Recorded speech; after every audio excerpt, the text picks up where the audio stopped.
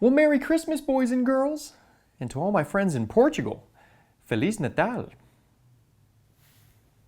Feliz Natal.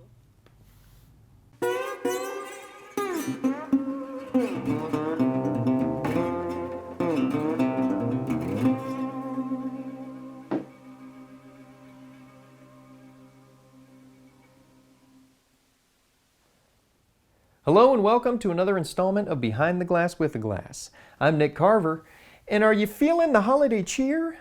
I know I am. Are you also feeling the crippling anxiety of time slipping through your fingers like grains of sand in an hourglass? I'm feeling that one too. Well, let's not talk about that. Let's talk about photography and fine spirits. So today I want to talk about 35mm. I actually have some new pictures to share with you. I shot on 35mm, believe it or not. And I also want to tell you about a project I did recently for a brewery where I went out and did some 6x17 and 4x5 to make some artwork for them. But before we get into all that, let me tell you what I'm sipping here. So this is a Taylor Fladgate 20-year Tawny Port. Now ports are a type of wine. They are a fortified wine. So it's made from grapes. But a fortified wine means that they added distilled spirits to it, distilled liquor, and also from grapes in this case. And that raises the alcohol content quite a bit. This has an alcohol content of 20% by volume. So it's hefty. It'll hit you hard if you drink a lot of it. Now ports, named after Portugal, of course, are typically associated with dessert wines. It's something you would have after a delicious feast, and this would cap off the night. And I do love it for that. But it's also good just to sip whenever you want something, real yummy that packs a punch. Now, when it comes to ports, there are two main varieties you'll come across. There's ruby ports and tawny ports, this being a tawny port. Now, the main difference between them is how they're stored, and that ends up resulting in a change in color. So a ruby port is stored in concrete and stainless steel barrels. Now concrete or stainless steel barrels don't allow any oxygen to come in. They're airtight, doesn't allow any evaporation, and you end up with a very reddish ruby colored port at the end of it. Tawny ports, on the other hand, they are stored in wood barrels. Now in wood barrels, couple things happen. First off, because they're not airtight, air can get in, and that oxidizes the wine a bit, which changes the taste, changes the flavor. But also, some evaporation can occur over time, and that results in a little bit more syrupy consistency. So these things are a little bit heavy. They're heavier than a standard wine. Now, ports are interesting because they became real popular in England. In fact, there was a treaty in 1703 called the Methuen Treaty, something like that, which made it so they couldn't really import wines from France, I believe. And so port was a much easier thing to get with much lower import tax, and so they became quite popular. That, from what I understand, is why so many of the ports bear very English names. Taylor Fladgate seems very British to me. So all the importers at the time were English, bringing it into England, and you end up with a lot of English-named ports. But this one is a 20-year port. Now that means that it's a mixture of ports of varying ages. So there could be some 50-year port in here. There could be some 5-year port, 10-year port, but it averages out to 20-year port. And they mix it in such a way to achieve the flavor profile they want. But a 20-year port is nice because it's not super expensive, but very, very delicious. If you get into the really, really old ports, they can get super pricey. And the young ones just don't taste quite as good. 20 years right in that happy medium. And I forgot what I paid for this, but I'll go ahead and display that right now. That's what I paid for it. So this is very, very delicious. That's what we'll be sipping on today. You can see why they're called dessert wines, because they're kind of sweet. Actually, they're quite sweet. And they got that syrupy consistency, so it kind of tastes like a dessert. So So very, very good. I do recommend getting yourself some port to have after dinner, especially if you got some friends over. But let's talk photography. So 35 millimeter. I'm going to tell you about this camera, but first I want to tell you about the pictures that I took recently with this camera. So my friend's 40th birthday occurred recently, and me and his wife kind of conspired to put together this surprise trip with him and my two brothers and me. The four of us went out to southern Utah and had this great trip. And it was kind of a scavenger hunt the way I set it up. So they had these clues that they had to follow to get them to the next location. Then that location, there'd be another clue, which led them to another location.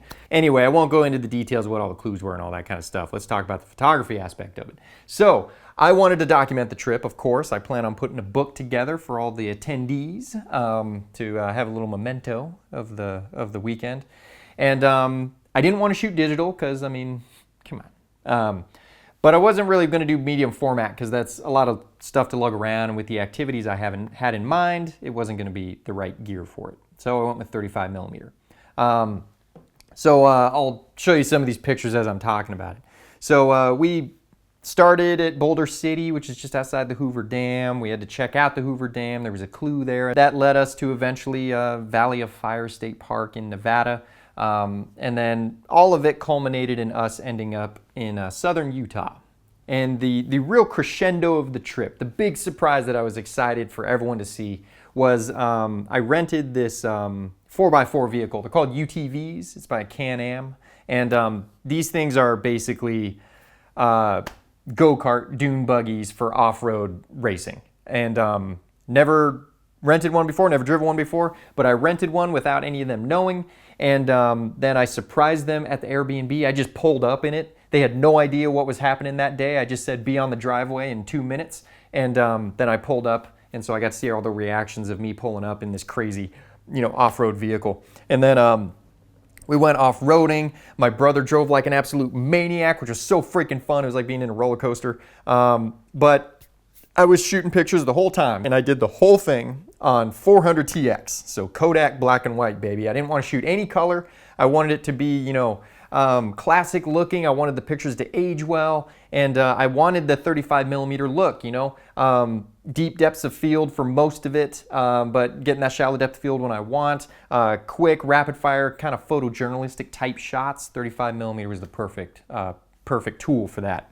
And I have to say that this whole experience has finally driven home to me how important it is to photograph your own life. Other photographers say it all the time, but I am so terrible about it. I don't have pictures of me or my wife or vacations or day-to-day activities. I'm just terrible about it.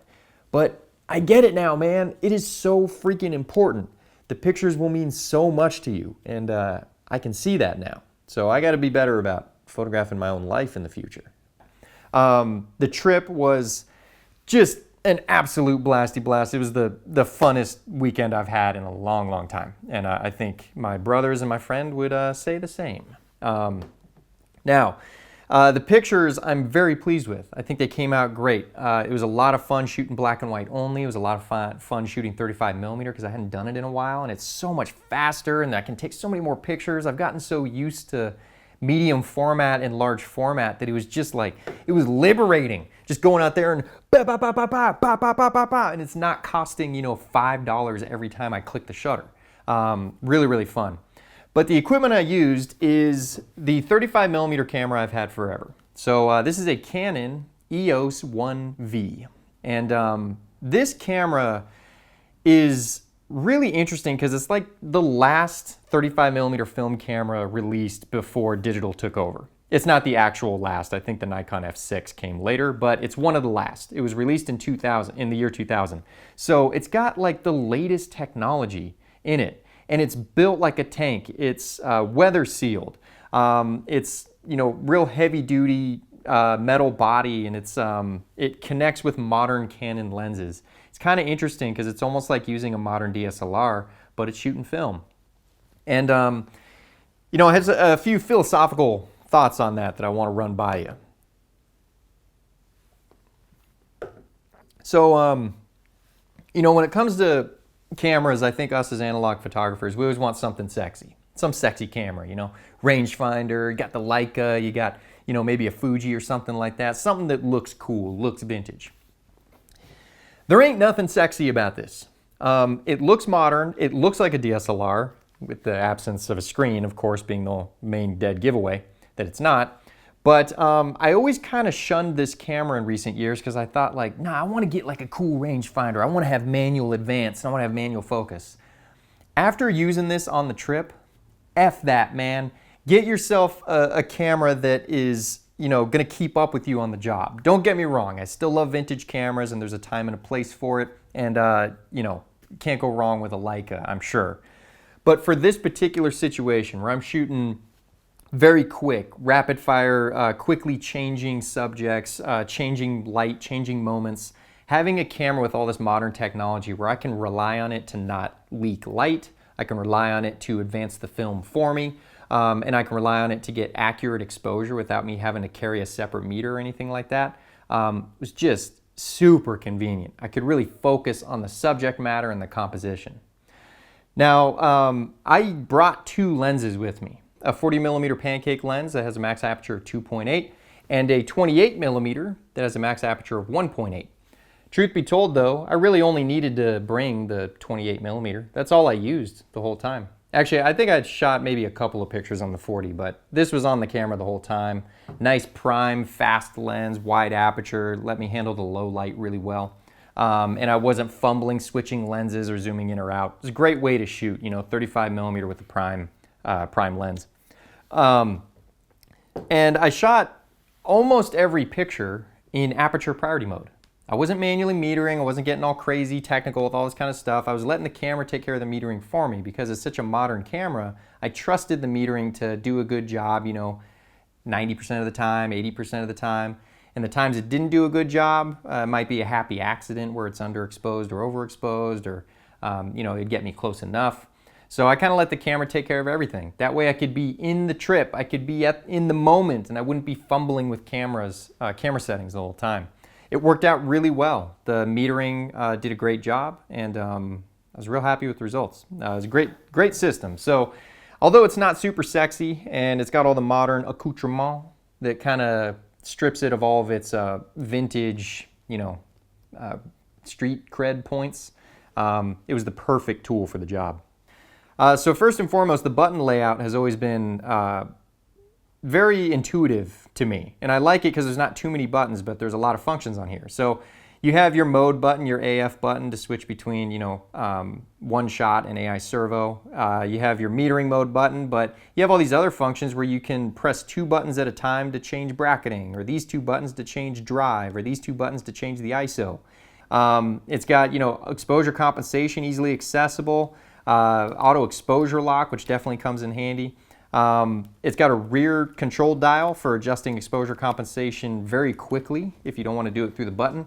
Or if you're in manual, that's how you change the aperture. Come here, boy. Come here, boy.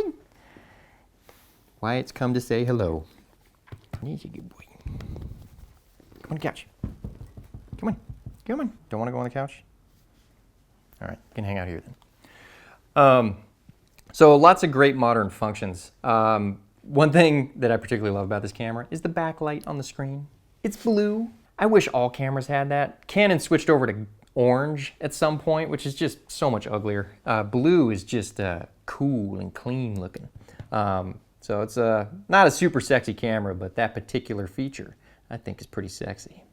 So it's a great camera. I shot most of the pictures at narrow apertures. I just kind of wanted a big depth of field, didn't want to have to worry about focus being on the wrong thing too frequently. And, you know, just let the tonalities of black and white photography take over without, you know, going super shallow depths of field or anything like that. Hey, bud, I love you too. You gotta let me get back to work though. All right, back to the 1V. So this camera has a bunch of custom functions like modern DSLRs have. You can change it from, you know, third stop increments to one stop increments or half stop increments. You can have it leave the leader tip out on the film, which is kind of cool if you develop at home. You don't have to actually open the container. You can just have it leave the tip out. But in addition to the custom functions, there's a ton of, I think they called them personal functions, which you could change through a computer. So you could actually get this attachment that connected the camera to your computer. You had to be running Windows XP, so it actually wouldn't even work on a modern computer. But there was software where you could go in and change a ton of stuff on it. Like you could disable any shooting modes you never used. So like you could just turn off P mode, you could turn off TV mode, you can turn off any mode that you never used. And there was a ton of other functions in there. Not gonna play right now, dude. There were a ton of other functions in there. So if you have an old computer and you get one of those cables, which those are insanely hard to find, you could actually customize this camera to an incredible extent. The frames per second, I want to talk about that. So it shoots 3 frames per second on its own. So 3 frames per second, pretty damn good for film. But if you have the optional battery pack, this turns it into the EOS-1v HS. HS stands for high speed. This is a vertical grip control, and it also allows you to power the camera with 8 AA batteries. But if you put this thing on, this will go up to 7 frames per second on high speed mode. Or if you have the nickel hydride pack, which I don't, it can go up to 10 frames per second. Imagine that. You burn through a roll of 36 in 3.5 seconds. That gets expensive. But super advanced camera. It's very rugged. I've had it forever. It's never needed maintenance. It's never failed on me. Really, really cool camera.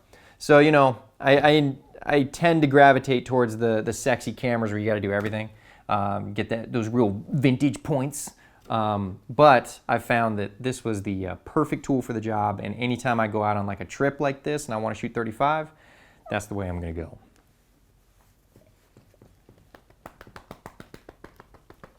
Making this difficult, dude. Now on to the next topic. So you may have seen the video where I made 4 framed pieces for a brewery in San Diego, Harlan Brewing.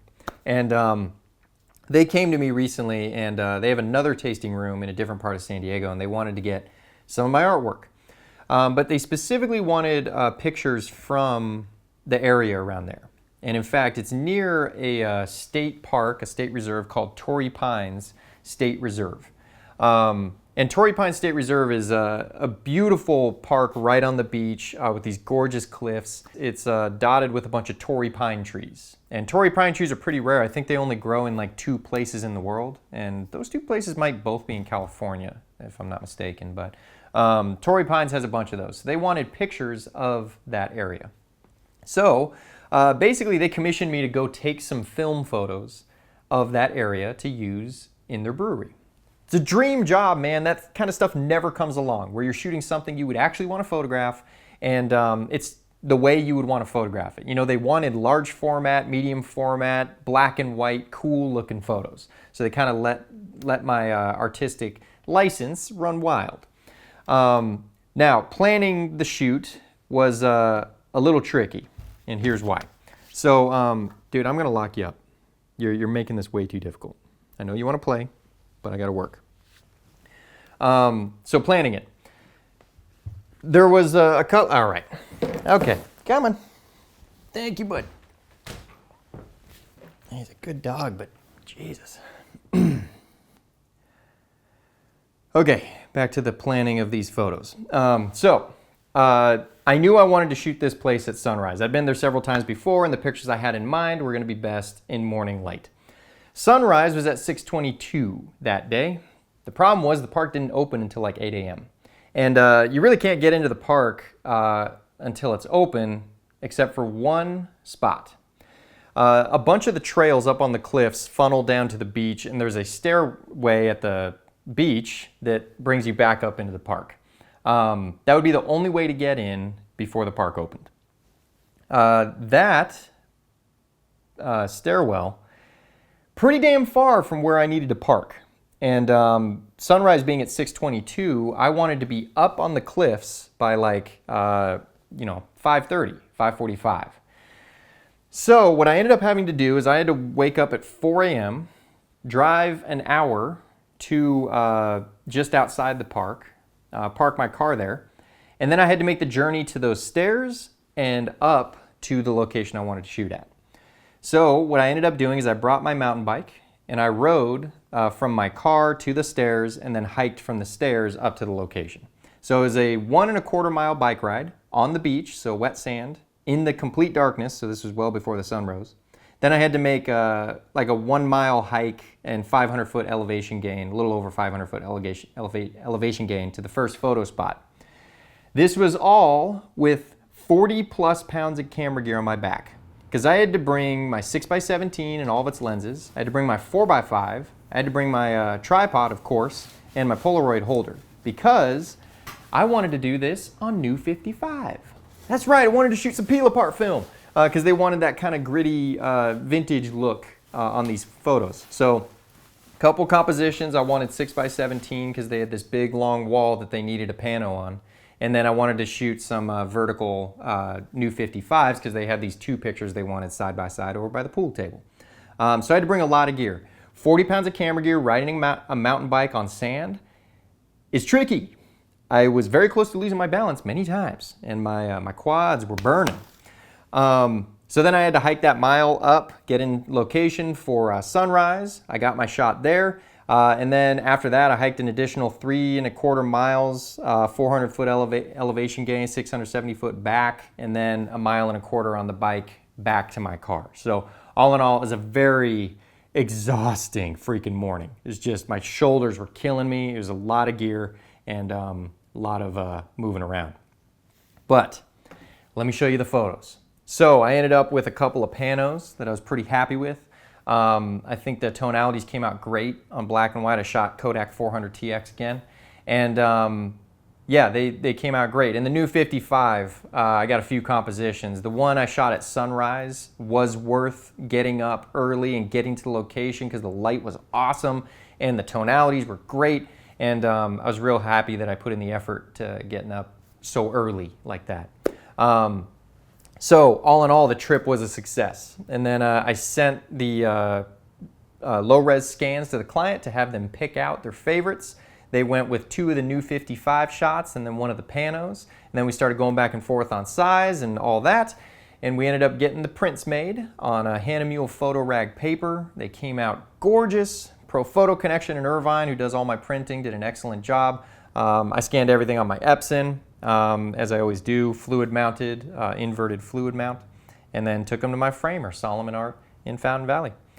And the panoramic, the print was 62.5 inches wide by about 21 7/8 tall. It's kind of a weird size, but we were going for an outside dimension that was very specific. We wanted the outside dimension to be right around 70 inches, edge to edge. So the edge to edge size ended up being 29 by 69.5. And then the new 55 prints, each one was 24 by 30 for a total edge to edge, including the frame, of 32.5 by 38.5. And they came out gorgeous with one big problem. The 2 new 55 prints, they were in an area that I actually didn't realize had so many windows around it.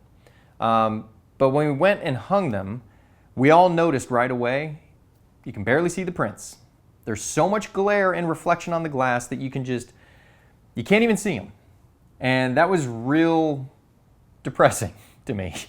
The client, didn't make a big stink about it. He just kind of like, oh man, there's a lot of glare. That's a bummer, and kind of moved on. I went home after delivery. They were all happy. Everyone was happy. But it just kept gnawing away at me. Like every time I go to bed, I'd be thinking like, it drives me nuts that people can't see those prints. It's bothering me so much. But I should have brought up that we need anti-reflective glass. I should have asked, is there a bunch of windows opposite to it? Because these pictures are kind of dark. They're going to pick up a lot of reflections on regular glass. It was really bothering me. So I finally decided, you know what? The professional thing to do would be to have the glass switched out for anti-reflective glass, no extra charge to the client. So what I did is I contacted my framer and I just asked him, I know this is a pain in the ass, but what would it cost for me to bring those 2 pieces back and for you to put in anti-reflective glass in it? He quoted me, it wasn't super cheap, but it was enough within my profit margins that I'm like, yeah, I'm not going to be able to sleep at night knowing there's a reflection, so I got to do it. So I reached out to my client. I said, this is what I want to do. It's no cost to you. I'll come pick up the pieces. I'll take them to the framer. I'll have the glass switched out. I'll bring them back. You don't even need to meet me to do it. You'll just come in one day and there'll be less reflections on the glass. And the client was super grateful about that. Really appreciated that I wanted to make sure the artwork was visible and I wasn't gonna put it on them to charge them or whatever. So that's what I did.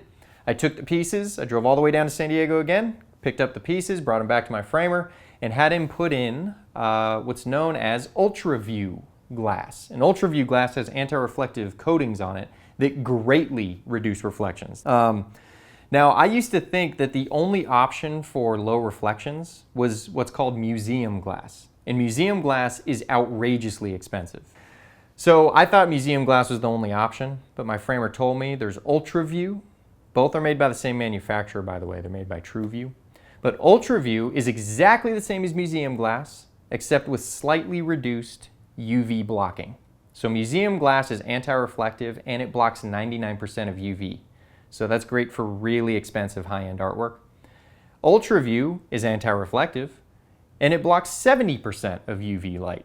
So still really good UV blocking, but just not quite as good as museum. And because Hahnemühle photorag paper is, pigment prints are already so resistant to fading that I wasn't worried about the 29% reduction in UV blocking.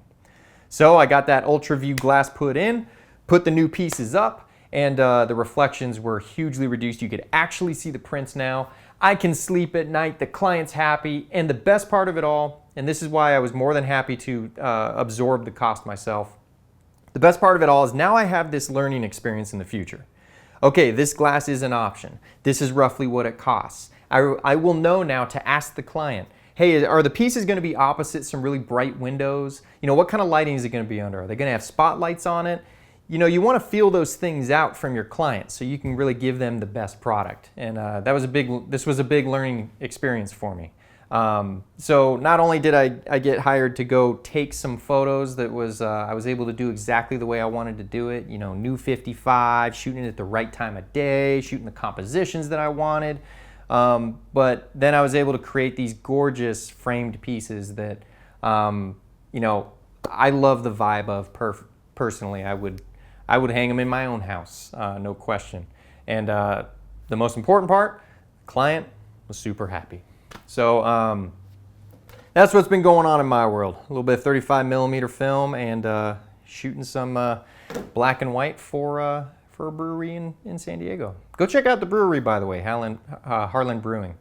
They have a Japanese lager that to me is just, love it. It's delicious. All right, I think that's all we're going to talk about. I won't be seeing you guys again before the end of the year, so Merry Christmas, Happy New Year. Big thank you to everyone who's watched my videos over the years, who's left a comment, who's sent a contribution my way. I'm so grateful for all of you. I'm so grateful for this entire YouTube part of my life. Yeah, thank you. So go out and get yourself some Taylor Fladgate 20-year Tawny Port. It's perfect for the holidays. Sit next to a nice warm fire, look at your Christmas tree, and soak in a little Taylor Fladgate.